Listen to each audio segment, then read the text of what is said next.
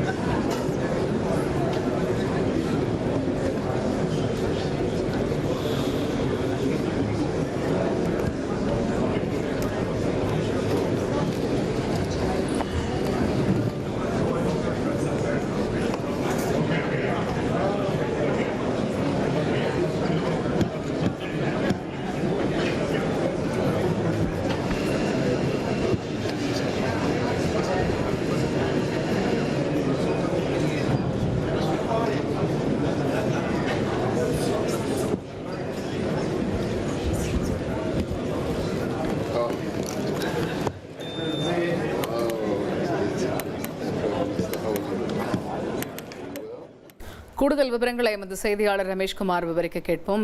ரமேஷ்குமார், இப்போ ஜோஹன்ஸ்பர்கில் நடக்கக்கூடிய நிகழ்வுகளை நம்ம பார்க்க முடியுது. ஏற்கனவே ஜோஹன்ஸ்பர்க்கு பிரதமர் நரேந்திர மோடி போகும்போது அங்கே கலை நிகழ்ச்சிகள் இந்த மாதிரி ஒரு உற்சாகமான ஒரு வரவேற்பு இருந்ததை நம்ம பார்க்குறோம். இந்த நிலையில் G20 மாநாடு தொடங்கி இருக்கிறது. அந்த அரங்கத்துக்குள்ள பிரதமர் மோடி இருக்கிறார். முழு விவரங்கள் என்ன? குறிப்பாக தென்னாப்பிரிக்காவின் ஜோஹன்ஸ்பர்கில் G20 நாடுகளின் உச்சி மாநாடு துவங்கி இருக்கிறது. இந்த தென்னாப்பிரிக்காவில் நடைபெறக்கூடிய மாநாட்டில் பிரதமர் மோடி தற்போது பங்கேற்றிருக்கிறார். அவருடன் பல்வேறு உலக நாடுகளின் தலைவர்களும் பங்கேற்றிருக்கிறார்கள்.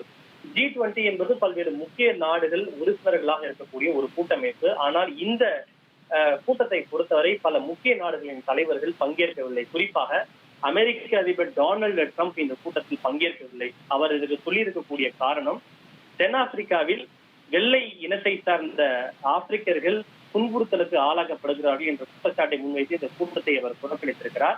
அதே போல சீன அதிபர் ஜி ஜின்பிங்கும் இந்த கூட்டத்தில் பங்கேற்கவில்லை. இருப்பினும் பிரேசில் நாட்டினுடைய அதிபர் அதே போல இங்கிலாந்தினுடைய பிரதமர் கெய்ர் ஸ்டார்மர் உள்ளிட்ட பல்வேறு உலக நாடுகளின் தலைவர்களும் பங்கேற்றிருக்கிறார்கள்.